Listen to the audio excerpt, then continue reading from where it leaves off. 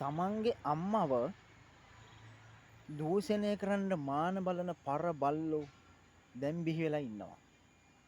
ඔයාලට මතකද මේ කතාව?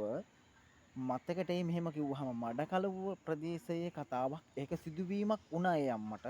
හැබැයි දැන් මේ සමාජයේ එහෙම සිදුවීම් ගණනාවක් වෙමින් තියෙනවා. යකෝ තමන්ගේ එක බඩ වැඩ කඩාගෙන අම්මගේ ලේ කිරි කරලා පෙව්ව අම්මා එක්ක බලෙන් හෝ කැමති නැතුව ලිංගික එකතු වෙන්න හදන පර බල්ලෝ කියන පුතාලා පිරිසක් බිහි වෙලා ඉන්නවා මඩකලපුව ප්‍රදේශයේ සිදුවීම ගැන අලලා මම මේ කතා කරන්නේ. මෙවැනි දේවල් මේ තුම් ලෝකෙටවත් මේ බුද්ධ ශාසන තියෙනකන්වත් අහන්න ලැබෙන්න එපා.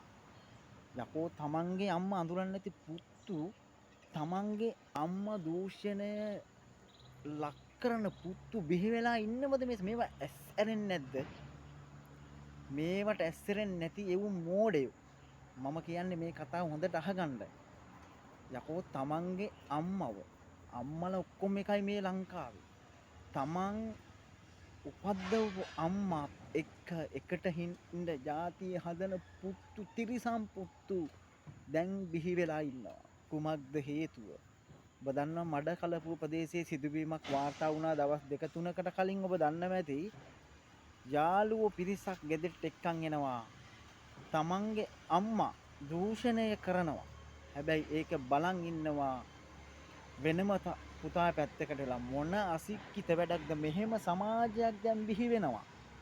මොකද මේ ಗುಣධර්ම නැති ಗುಣ මකුව ඉන්න සමාජයක් බිහි වෙන තැනට මේ සමාජය පත් වෙන්න තියෙන ඉඩ කඩ වැඩි. මේ වෙනුවෙන් මොනවද කරන්න ඕනේ? මේ වගේ පුතු මේ වගේ පාපතර පුතු මේ මොනවද කරන්න ඕනේ? හොඳ තීරණය කරන්න. ඔබ මෙවැනි දේවල් කරන උන්ට දෙන්න ඕනි දඩුවම. යකෝ තමන්ගේ අම්මා ලෙයින් උපන් තමන්ගේ අම්මා කියලා දෙවැනි බුදුන් ලෙස බුදුහාමුදුරුවෝ දෙවැනි බුදුන් ලෙස අම්මව නම් කළේ. ඒ අම්මට දූෂණය කරන්න හිතක් හැදෙන පාපතරු පුතු ඉන්න භූමියක්ද මේ? අපි මේක දෙපය ගහලා ඉන්නේ. මුන්ට දෙන්න හොඳ නැහැ. මුන්ට දැඩි නීති කියන මේවත් දකින්න ඕනේ. මේ සමාජය මෙවැනි දේවල් සිදු නොවෙන්න වග බලා ගන්න ඕනේ. හරිම කල්ලකිරීමකින් කතා කරන්නේ. මේ දේවල් සිදු නොවෙන්න දෙන්න එපා. යකෝ තමන්ගේ අම්මා පේන්නේ නැති දරුවෙක් ඉන්නවද?